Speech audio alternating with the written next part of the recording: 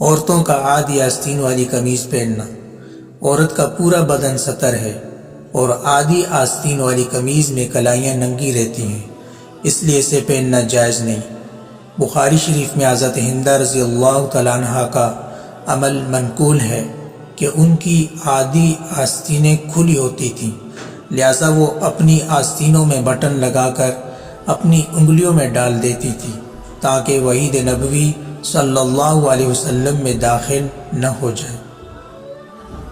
وہ روایت یہ ہے، رب کاسیۃ فی الدنیا عاریۃ یوم القیامہ، یعنی اس دنیا میں بہت ساری لباس پہننے والی عورتیں قیامت والے دن ننگی ہوں گی۔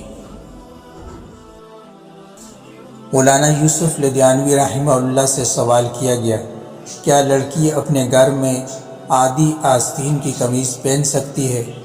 جواب میں فرماتے ہیں، گھر میں بھی بچیوں کو عادت ڈالنی چاہیے کہ وہ پوری آستین کا کرتا پہنیں، لیکن اگر ماں باپ کے گھر رہتی ہے اور وہاں کوئی نامحرم نہیں تو آدھی آستین کا کرتا پہننا صحیح ہے۔